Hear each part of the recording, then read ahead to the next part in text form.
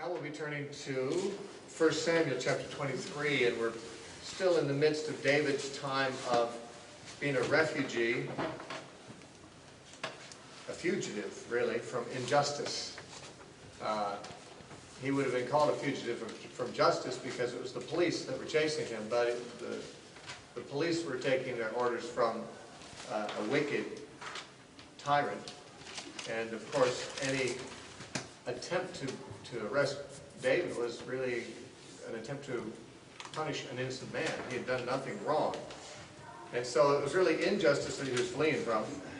And he was joined, as we saw in chapter 2, by a group of people who were kind of marginalized in Saul's kingdom, and who were probably people who had been loyal to David.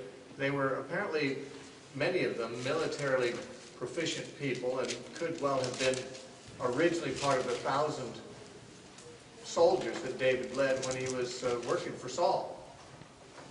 When Saul had given him authority over 1,000 soldiers, some of these might have been among those, maybe all of them were. And so he's now also got the sword of Goliath. There aren't a lot of swords in Israel because the Philistines were trying to keep that from happening. They didn't want there to be weapons in Israel. But David has Goliath's sword.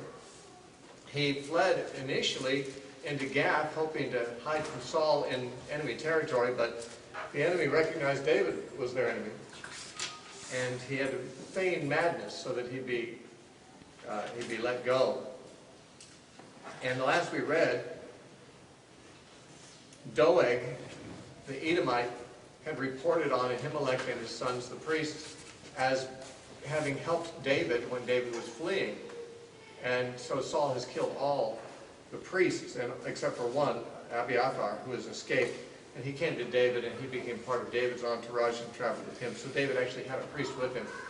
And that made it possible for him to inquire of God, using the ephod and the Urim and Thummim and so forth. So that's the last we saw.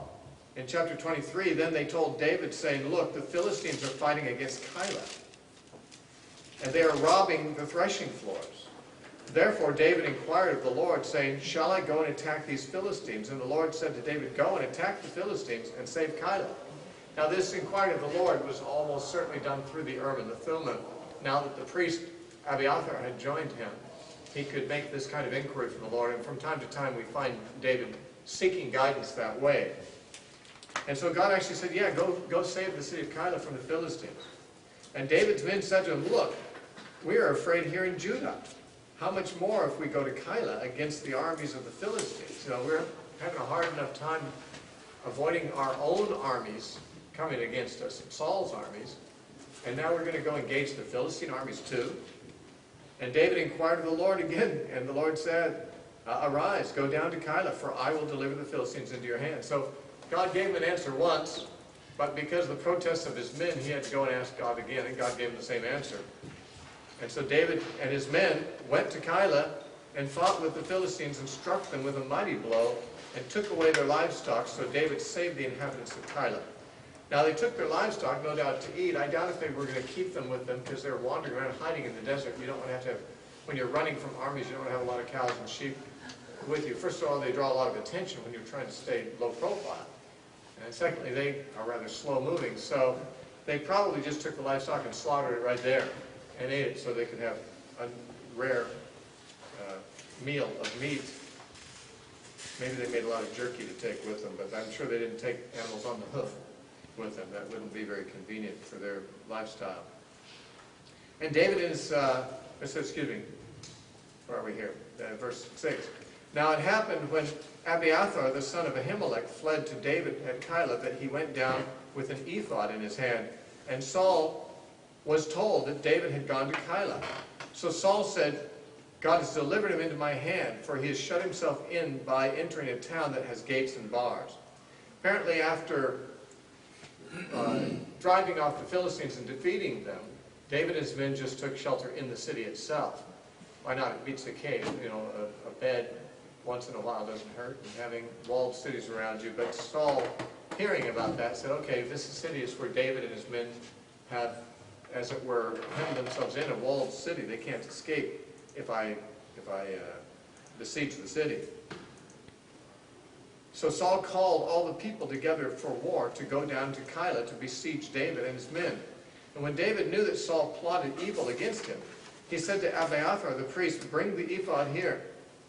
And David said, "O Lord God of Israel, your servant has certainly heard that Saul seeks to come to Keilah to destroy the city for my sake. Will the men of Keilah deliver me into his hand? Will Saul come down as your servant has heard? O Lord God of Israel, I pray, tell your servant." And the Lord said, "He will come down." And David said, "Will the men of Keilah deliver me and my men into the hand of Saul?" And the Lord said, "They will deliver you." So David and his men, about 600, it was 400 before, but now it's grown. Perhaps some of the men of Keilah joined him, arose and departed from Keilah and went wherever they could go. Then it was told to Saul that David had escaped from Keilah, so he halted the expedition. It's interesting. This is a very unusual story in that God gave revelation of what would have happened. God said, yes, Saul will come down. Yes, the people of Keilah will deliver you. And then it didn't happen because David fled. Obviously, the instructions he received, or the information he got from God, was intended to warn David to flee. And therefore, God's word was, there was an implicit condition. Yes, Saul will come down, and yes, the men of Keilah will give you over to him if you don't flee. You know, he didn't say if you don't flee, but I mean, that was obviously the subtext. That if you don't flee, this is going to happen. So it's interesting when God, God's knowledge of the future even knows what would have happened. He knows what Saul would have done, what the men of Keilah would have done, put in a certain position. Not just what they did do, or in this case, didn't do. But when people wonder, how does God know and tell the future? There's a lot of different philosophical notions about that. And some say God doesn't know the future till it happens, and some say, he knows because he's going to make it all happen. Others say, he can just see it in like the eternal now. Lots of different opinions. But when God actually says, this is what will happen, but only it doesn't happen because circumstances change, then it means that God knew alternative realities, alternative futures, If David stayed there, then Saul will come down, the men of Keilah will deliver him. That's what God revealed would happen in the future. But David changing course changes the future. And I don't know, it just kind of tweaks the mind a little bit to think about how that is, how God knows not only the future, but he knows alternative futures. What would happen if we did this? He can see it play out and how far down, what decisions people will make and how that will impact us. And then that particular future he foresees doesn't even materialize because some other choice is made and a different future set of circumstances come about. And David stayed in strongholds in the wilderness and remained in the mountains of the wilderness of Ziph. Saul sought him every day, but God did not deliver him into his hand. So David saw that Saul had come out to seek his life, and David was in the wilderness of Ziph in a forest. Then Jonathan, Saul's son, arose and went to David in the woods and strengthened his hand in God. Strengthened his hand means encouraged him. It's a figure of speech. Now, Jonathan knew where to find him, though Saul did not. So again, either Jonathan was part of the intelligence network that David was, keeping in touch with friends in town, through some kind of network, or else, well, I can't think of any other way it could be happening, because Jonathan knew where to find him and come down and meet him. Now, when you're traveling in the wilderness with 600 men, that's a group that's pretty hard to conceal. I mean, we're out in the desert, you could see 600 men from a considerable distance. Of course, there were mountains and things to obscure them, and many times they were hiding on the other side of the mountain from where Saul was, and sometimes not very far from each other, as it turned out. But in a sense, since David did not intend to fight against Saul, having 600 men with him was almost a detriment. Just because it would draw far more attention, it's harder to conceal. David alone could hide in a cave or under a bush, but with 600 men, he's got to keep them safe too, because he's their captain. And they do run military raids, but not against those who are chasing them. They do it against the Philistines and others. but they don't do it against those who want to kill them. And so David really has quite a challenge on his hands with these 600 guys in the wilderness. He's got to feed them.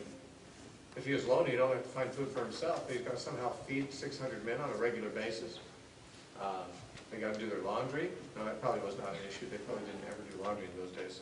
But the point is that there's a lot of needs, practical needs for that kind of people, and they're not necessarily providing any benefit to him. If they were coming to fight by his side to defend him against Saul, that'd be one thing. Then 600, even 1,000 would be nice to have. But since they're not there for that purpose, they're just eaters. They're just people to support and to keep alive and to be with him fleeing. Having that many people with you, at least you're not lonely, but it's like a father having that many children to care for. In a hard time, David really, by letting these people come with him, was being gracious, I would say. Because he could say, no, you just slow me down. You'll draw attention to me. Now Jonathan, who had not fled with David, nonetheless makes contact with David here and goes down to see him. And he encourages David, and this is going to be the last time David and Jonathan will see each other. They don't know that, and Jonathan actually thinks the day will come when he and David will stand together after Saul's death and reign together, but that's not going to happen. In verse 17, he said to David, "Do not fear, for the hand of Saul my father shall not find you. You shall be king over Israel, and I shall be next to you. Even my father Saul knows that." And so that's interesting, that here's Jonathan, who really was the heir to the throne, that he was just willing to just not be the king. Let this other guy who's not even a relative be a king instead. And where if Jonathan would kill David, which he would be in a position to do since David trusted him, Jonathan could just look forward to being the next king of Israel, but he just had no aspirations that way. He was a godly man and knew that God wanted David to be king, so he's willing to just go with that, to give David that honor. He said, "Even my father knows you're going to be king next." So the two of them made a covenant before the Lord, and David stayed in the woods, and Jonathan went back to his own house. That contrast is interesting, because David's 600 men didn't go back to their own houses. They suffered with David in the wilderness and put their lives at risk, and Jonathan didn't do that. And again, I'm not really sure why he didn't, but since he really did love David and cared for him, it's possible he did that because he hoped that by being an influence at court in the government, that he might be able to somehow ameliorate David's suffering and stand up for David in certain circumstances where he'd meet a friend in court. Then the Ziphites came to Saul at Gibeah, saying, "Is David not hiding with us in the strongholds of the woods, in the hills of Hachilah, which is on the south of Jeshimon? Now therefore, O king, come down according to all the desire of your soul. Come down, and our part shall be to deliver him into the king's hand." So Saul said, "Blessed are you of the Lord, for you have compassion on me. Please go and find out for sure, and see the place where his hideout is, and who has seen him there, for I am told that he is very crafty. See therefore, and take knowledge of all the lurking places where he hides, and come back to me with certainty, and I will go with you. And it shall be, if he is in the land, that I will search for him throughout all the clans of Judah." Saul wants to find out where David hides, rather than just coming down and chancing on him. He doesn't want the Ziphites to show their hand to David. He wants them to not make it clear that they're his enemies, so they could be able to watch David and kind of just bring intelligence back to Saul about what are all the hiding places David has been go to, so that when Saul comes down, it'd make it easy for him to just locate David and pick him up. And when this was happening, David wrote Psalm 54. And so David was aware of what the Ziphites were doing, and he wrote a psalm on the occasion. Psalm 54, the title says, "With stringed instruments, a contemplation of David, when the Ziphites went and said to Saul, 'Is David not hiding with us?'" So this is the time we're reading about it. "And at that time David wrote these words, 'Save me, O God, by your name, and vindicate me by your strength. Hear my prayer, O God. Give ear to the words of my mouth, for strangers have risen up against me, and oppressors have sought after my life. They have not set God before them. Behold, God is my helper. The Lord is with those who uphold my life. He will repay my enemies for their evil. Cut them off in your truth. I will freely sacrifice to you. I will praise your name, O Lord, for it is good. For he has delivered me out of all trouble, and my eye has seen its desire upon my enemies. So again, David begins with his complaint to God about how people are betraying him and his prayer to God to save him. And then he ends with his affirmations that God will save him. And so David, again, always, he has his ups and downs, as any man would. But when he is in danger, he cries out to God. He complains about the injustice of what's going on, asks God for help, and then he just kind of says, okay, and God's going to help me. So he just kind of rests in God. He strengthens himself in the Lord, and then he's encouraged. So Saul has sent message back to the people of Ziph that they should spy out the places where David goes. In verse 24 it says, So they arose and went to Ziph before Saul. But David and his men were in the wilderness of Maon, in the plain of the south of Jeshimon. When Saul and his men went to seek him, they told David. Therefore he went down to the rock and stayed in the wilderness of Maon. And when Saul heard that, he pursued David in the wilderness of Maon. And Saul went on one side of the mountain, and David and his men on the other side of the mountain. So apparently, at this point, Saul's armies got closer than at any other time to apprehending David. And it looked like, it was just a matter of time they were going to close in. There's this one mountain. And David and his men are on the far side of it, and Saul and his men are on the other side. Now, I don't know if Saul knew how close he was to where David was, because he couldn't see him. He couldn't see through the mountain that David was on the other side. But apparently it was so that it was mighty close to the end of this pursuit. But then God intervened for him. It says in the middle of verse 26, or middle of it, it says, So David made haste to get away from Saul, for Saul and his men were encircling David and his men to take them. But a messenger came to Saul, saying, Hasten and come, for the Philistines have invaded the land. Therefore Saul returned from pursuing David and went against the Philistines. So they called that place the Rock of Escaping. Then David went up from there and dwelt in the strongholds at En-gedi. Now, this was a case where, God makes it very clear his sovereignty allows David to escape when he had no other likelihood of escaping.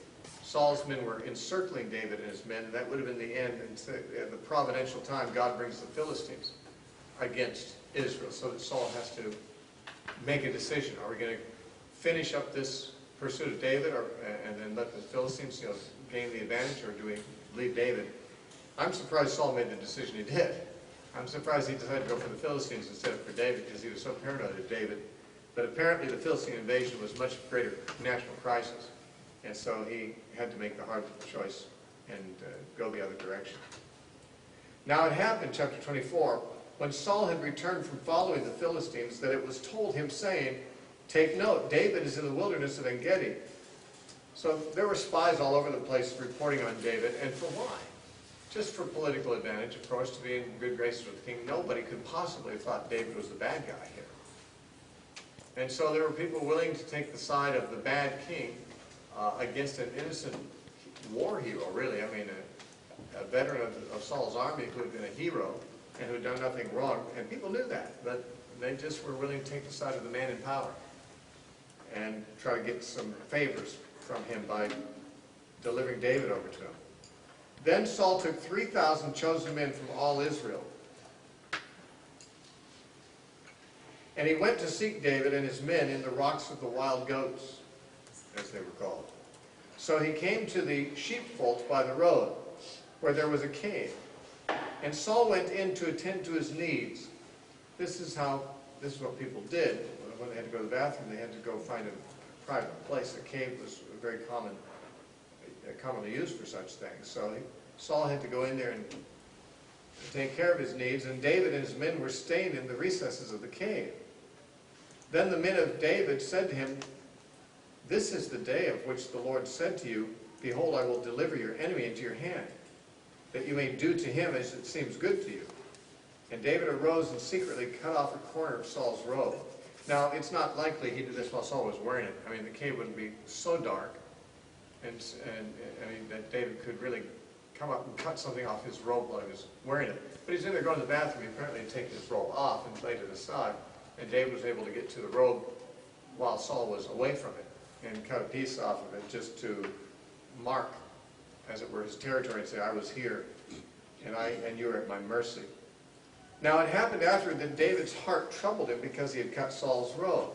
He felt like it was not respectful to cut the king's robe, and he was convicted about that. It's amazing. Saul doesn't feel any conviction about trying to kill David, who's innocent, and David feels convicted about even just cutting Saul's robe and doing anything at all. It's so disrespectful to the king as that. And he said to his men, "The Lord forbid that I should do this thing to my master, the Lord's anointed, to stretch out my hand against him, seeing he is the anointed of the Lord." So David restrained his servants with these words and did not allow them to rise up against Saul. And Saul got up from the cave and went on his way. Now these men must have been mighty loyal to David, because his men were in the cave. Certainly they could overpower Saul and kill him with ease. Then they could just walk out of the cave in front of Saul's armies and say, "Your master's dead, I'm the king now." And the armies probably would have said, "Hail David!" I mean, these people, they just go with whoever's taking charge. They didn't have any particular grievance against David. They were just following orders from the king when they were pursuing him. And so if David had killed Saul, it would probably be a relief to most of the people in the military. They'd probably just follow David. And the neat thing about that for the other men would be that their lives wouldn't be in danger. They already recognized David as their king, but they were living dangerously by being loyal to him. But if they killed Saul right then, which was obviously they were strongly tempted to do, they saw it as God's providence to deliver Saul into their hands, they would have been able to go home to their family. They would have not had to run for their lives all the time. And yet, because David said, "No, don't do it," they all obeyed. So they were loyal to his leadership, though it would have been greatly to their advantage to kill Saul. And I'm sure they would have all liked to get back to their families and their homes. So David restrained his servants to let them kill Saul. And Saul got up from the cave and went on his way, not knowing what had happened. Then, verse 8, David also rose afterward, went out of the cave, and called out to Saul, probably when he was a safe distance, saying, "My lord the king." And when Saul looked behind him, David stooped with his face to the earth and bowed down. And David said to Saul, "Why do you listen to the words of men who say, 'Indeed, David seeks your harm'?" Remember one of the Psalms that David wrote, that we read yesterday, when he was being pursued by Saul. He mentioned the men, the evil men who twist his words and so forth. And I mentioned those are no doubt people who were trying to suck up to Saul and get positions in the government. So they were taking Saul's side against David, trying to justify Saul's actions by making false accusations against David. And apparently David knew that there were people saying that about him, saying that he was there to try to kill Saul, to sort of feed Saul's paranoia and keep this pursuit going on. And David said, "Don't listen to people like that, who say David seeks your harm. Look, this day your eyes have seen that my Lord delivered you today, that the Lord delivered you today into my hand in the cave. And someone urged me to kill you." I won't identify anybody because I don't want them to get in trouble, but "My eye spared you, and I said, I will not stretch out my hand against my Lord, for he is the Lord's anointed. Moreover, my father, see the corner of your robe in my hand. For in that I cut off the corner of your robe and did not kill you. Know and see that there is neither evil nor rebellion in my hand, and I have not sinned against you. Yet you hunt for my life to take it. Then the Lord judge between you and me, and let the Lord avenge me on you. But my hand shall not be against you. As the proverb of the ancients says, wickedness proceeds from the wicked. But my hand shall not be against you. After whom has the king of Israel come out? Whom do you pursue? A dead dog? A flea? Therefore let the Lord be judge, and judge between me and you, and see and plead my case, and deliver me out of your hand." Now he points out, I was close enough to kill you because I was close enough to cut off your garment. And here's the proof that you were vulnerable to me. And I've just proven that I'm not interested in killing you, or else I would have done it. He says there's a proverb that we all know, which was apparently current at the time. Wickedness proceeds from the wicked. Sounds like a tautology. It doesn't sound like it's really a profound observation at all. Except what he's saying is, you can tell if a man is wicked by if wickedness is proceeding from him. And I didn't do a wicked thing, but you're doing a wicked thing, so you're the wicked one, not me. People are telling you I'm wicked. Well, wickedness proceeds from wicked people. And what's proceeding from me isn't wickedness. So that should tell you something. Who's wicked here? You're wicked because your wickedness is proceeding from you, not from me. So I'm just, I'm not really a formidable threat to you. I'm a dead dog. I'm a flea. What are you seeking me for? I'm harmless. I'm not really even somebody that should interest you. I'm not that significant. I'm just like a flea to you. And so Saul, at that moment, had a moment of sanity, but didn't last long. So it was when David had finished speaking these words to Saul that Saul said, "Is this your voice, my son David?" And Saul lifted up his voice and wept. Then he said to David, "You are more righteous than I, for you have rewarded me with good, whereas I have rewarded you with evil. And you have shown this day how you have dealt well with me. For when the Lord delivered me into your hand, you did not kill me. For if a man finds his enemy, will he let him get away safely? Therefore may the Lord reward you with good for what you have done to me this day. And now I know indeed that you shall surely be king, and that the kingdom of Israel shall be established in your hand. Therefore swear now to me by the Lord that you will not cut off my descendants after me, and that you will not destroy my name from my father's house." So David swore to Saul, and Saul went home. And David and his men went up to the stronghold. David didn't go home. Saul has just promised, basically, he's had a change of heart. I know you're going to be the king. Now Saul announced that in front of his whole army. I know you're going to be the next king. I mean, it seems like when the king is saying things like that publicly, that should be the end of the controversy between the two. And he says, "I'm evil and you're good. You've rewarded me good for my evil. I've rewarded you evil for your good. And I know you're going to be the king. The kingdom is yours." And David swore that he wouldn't hurt Saul's descendants, which he did not do. He didn't cut them off completely. He did turn over 7 of them to the Gibeonites on one occasion because there was a curse on Israel because of something Saul had done to the Gibeonites. And so the Gibeonites required that 7 of Saul's sons be handed over to them, and David did hand them over to him, and that was the death of those men. But David didn't cut off all the descendants of Saul because Mephibosheth, Jonathan's son, was kept alive and no doubt had children. Now, chapter 25. Then Samuel died, and the Israelites gathered together and lamented for him, and buried him at his home in Ramah. And David arose and went down to the wilderness of Paran. Now David apparently was not in fellowship with Samuel at this time because he was running and hiding, and so he didn't get to show his respects and do homage and so forth to Samuel. But Samuel was the one that this book opened with. The birth of Samuel was how this whole story began. And Samuel had been in the center stage with the installation of both Saul and the anointing of David, and even protecting David from Saul initially at Ramah. And now this is Samuel checks out here. And now this makes it very clear that Samuel didn't write the books of Samuel, because the story continues after Samuel's death. And that means there were other prophets besides Samuel who contributed to the story, and we believe that Nathan and Gad were those men.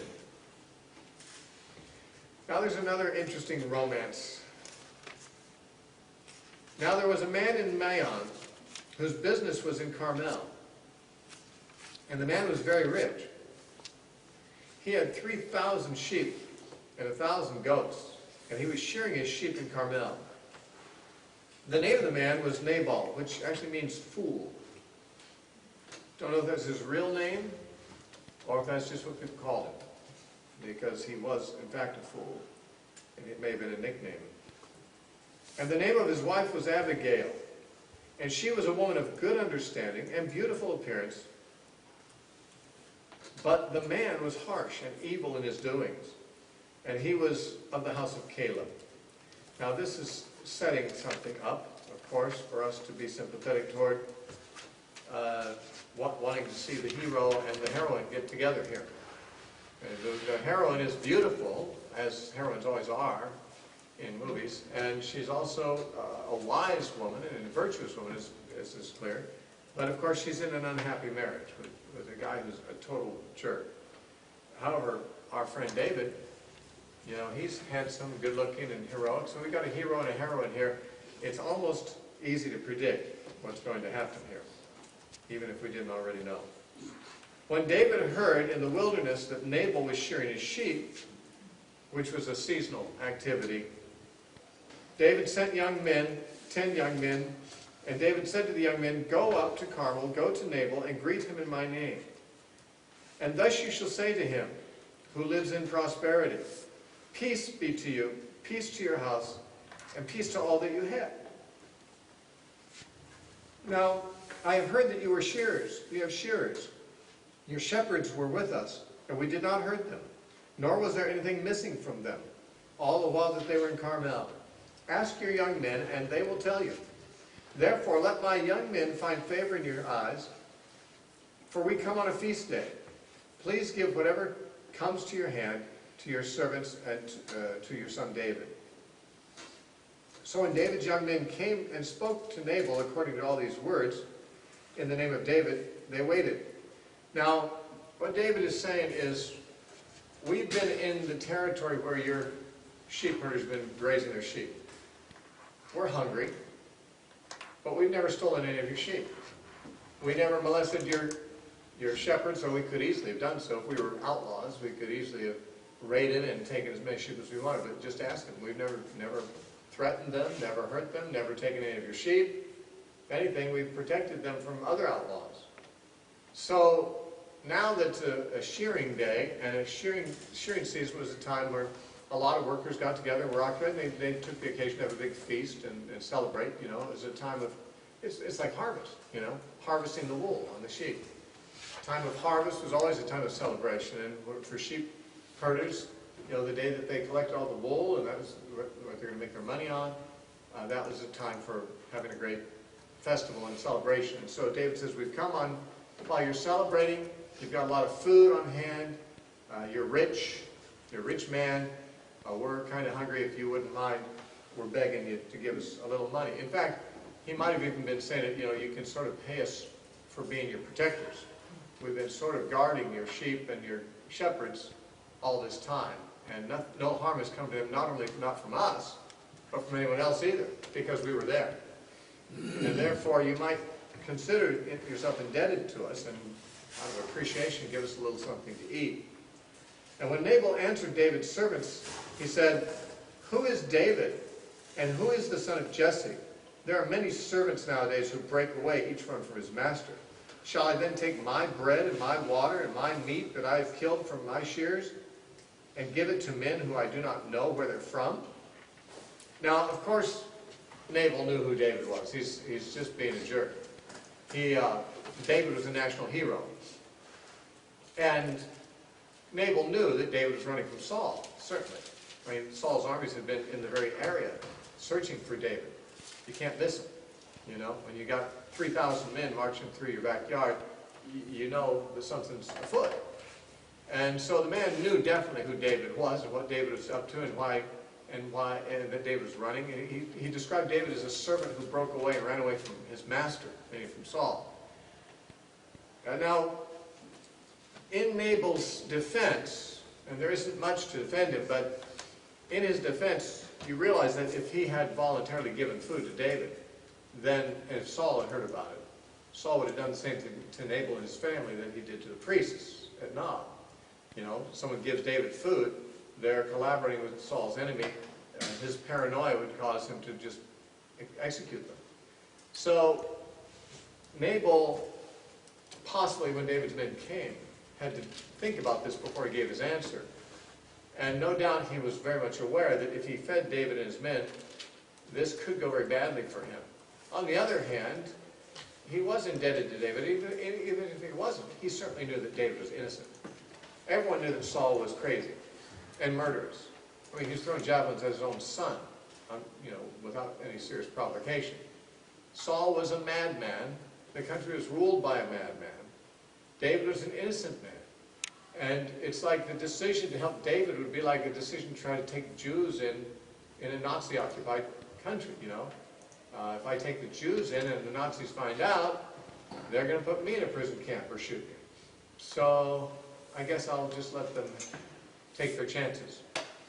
Well, some people, a lot of Christians actually did that during the Nazi era, but some didn't. Some decided they would go ahead and side with who they knew were innocent, side against the tyrannical government. And some Christians suffered for that, obviously. Some Christians did go to prison camps for that. Nabal was put in that position to make a decision. Am I going to stand up for the righteous person, the innocent person who's being persecuted without cause? Or am I going to play it safe and keep my nose clean, keep my head below the ground, and not draw attention to myself from Saul by doing something controversial? And so he just put off David's men with this with an insulting answer. And so he insulted David, essentially. Then David said to his men, "Every man gird on his sword." So every man girded on his sword, and David also girded on his sword. And about 400 men went with David, and 200 stayed with the supplies. Now 400 would probably be enough to take on. Now since they'd killed some Philistines, they all had swords now. See, they didn't have swords before, but they had fought a war against Philistines and defeated them. The Philistines had swords, so David's men now all had swords they could strap on. At least 400 of them did. And so they were going to go and just take food by force. They felt it was owed to them. And David, of course, was reacting carnally. His pride was hurt by this intentional insult. And so it wasn't just that he was the type of guy who would rob from someone who wouldn't give him a donation, but the man had spoken gruffly and in a provocative way, and David was just in a mood to be provoked. And so let's go, put on your swords, we're going to go take what we need this way. Now one of the young men told Abigail, Nabal's wife, saying, "Look, David sent messengers from the wilderness to greet our master, and he reviled them. But the men were very good to us, and we were not hurt, nor did we miss anything as long as we accompanied them when we were in the fields. They were a wall to us, both by night and day, all the time we were with them, keeping the sheep." Notice, David's men defended us from other dangers out there. "Now therefore know and consider that you will do what you will do, for harm is determined against our master and against all his household, for he is such a scoundrel that one cannot speak to him." Now these are his servants talking to his wife about him. Our master's a scoundrel. Apparently that was a common way for the servants even to talk openly about him, that he was just so rotten.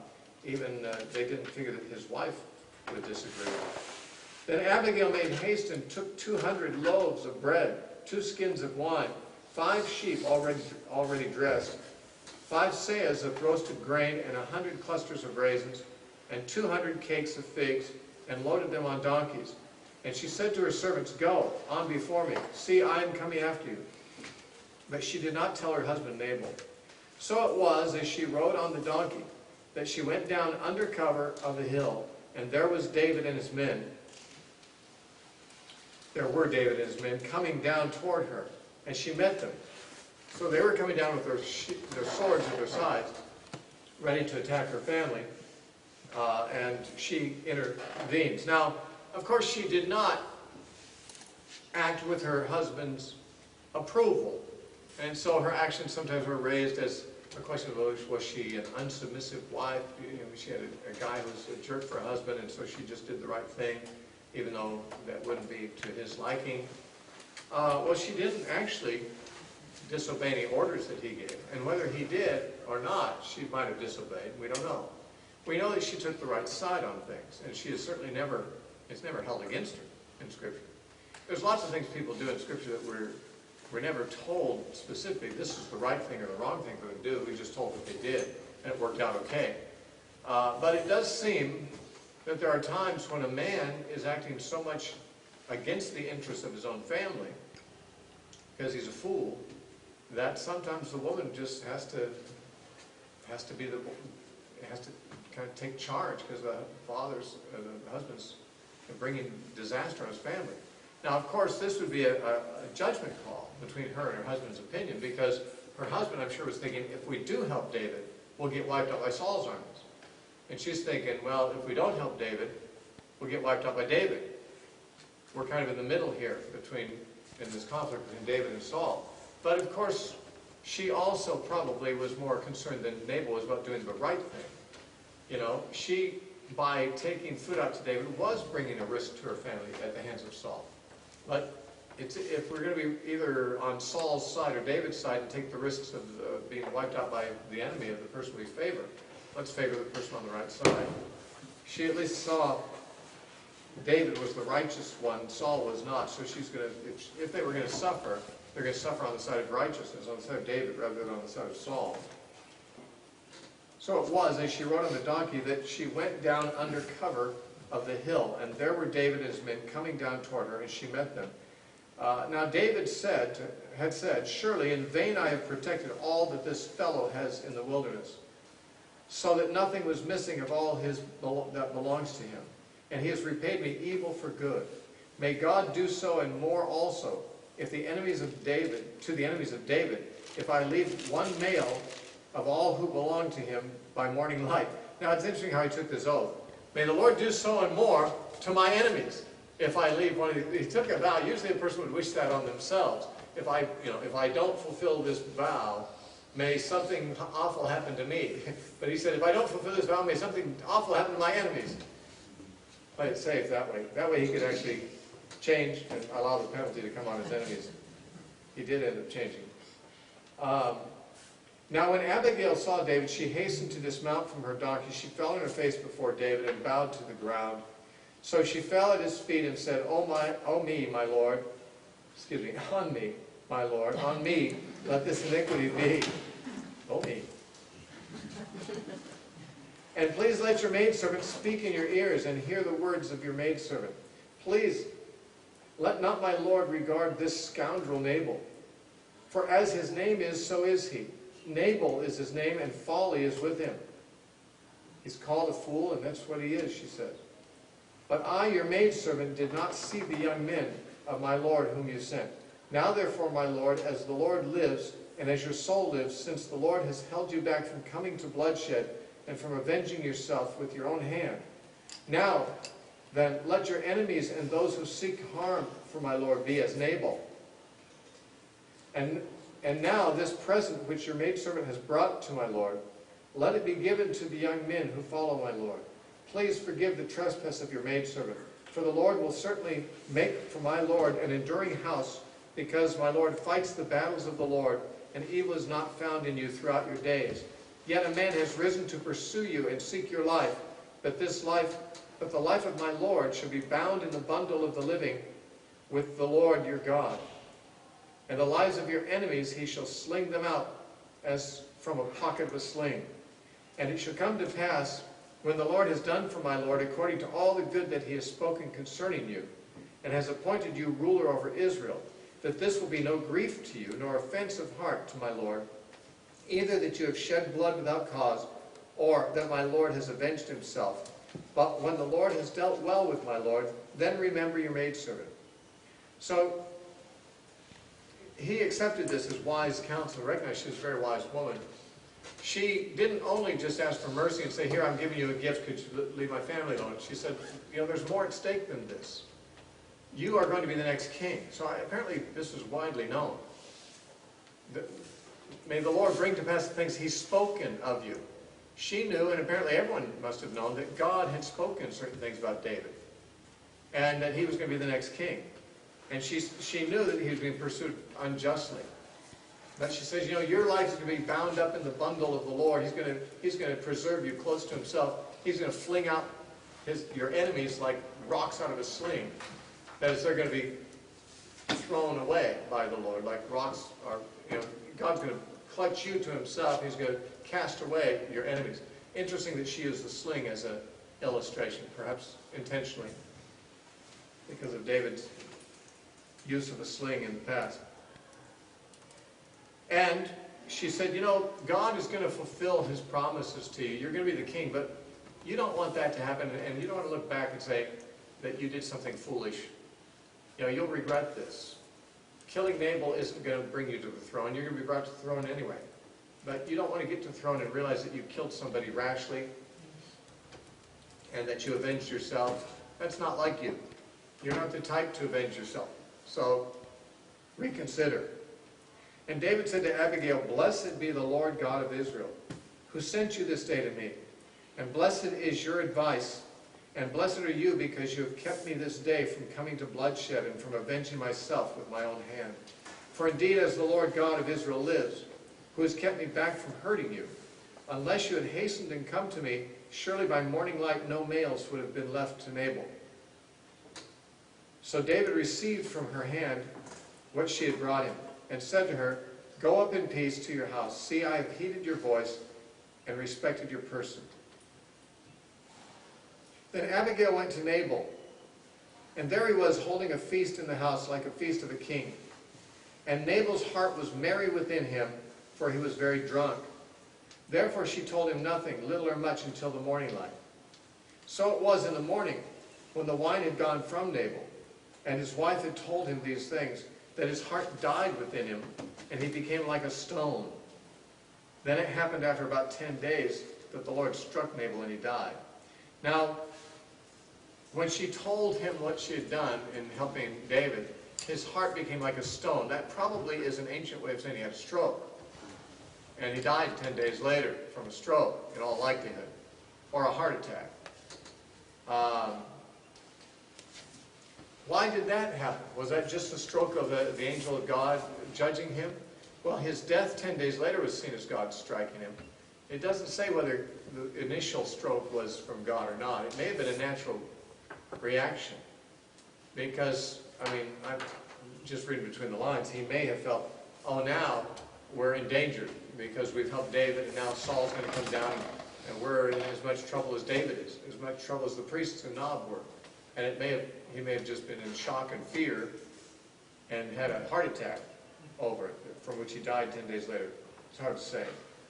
But it was the stroke of God that killed him, so the scripture says. So when David heard that Nabal was dead, he said, "Blessed be the Lord who has pleaded the cause of my reproach from the hand of Nabal, and has kept his servant from evil. For the Lord has returned the wickedness of Nabal on his own head." And David sent and proposed to Abigail to take her as his wife. Well, then he'd inherit all that wealth of Nabal. Marry a rich widow. And the guy was rich. And when the servants of David had come to Abigail at Carmel, they spoke to her, saying, "David sent to us to ask you to become his wife." Then she arose, bowed her face to the earth, and said, "Here is your maidservant, a servant to wash the feet of the servants of my Lord." So Abigail arose in haste and rode on a donkey, attended by 5 of her maidens. And she followed the messengers of David and became his wife. And David also took Ahinoam of Jezreel, and so both of them were his wives. Of course, he was already married to Michal, although Saul had taken her and divorced them and given her to another man named Paltiel. It says that in verse 44. Saul had given Michal, his daughter David's wife, to Paltiel, the son of Laish, who was from Galim. So David took 2 wives while he was fleeing. One was Abigail, and one was perhaps another one that he'd already taken. We don't know. He also took, or had taken, Ahinoam of Jezreel. Eventually David had 8 wives that we know of, including Michal, whom he took back. Once he came to power, he took Michal back from her second husband because she had no legitimate right to be married to him. David had not divorced her. She had been taken from him wrongfully by force. And so the second husband didn't get to keep her because he didn't rightfully have her, as we shall see later on.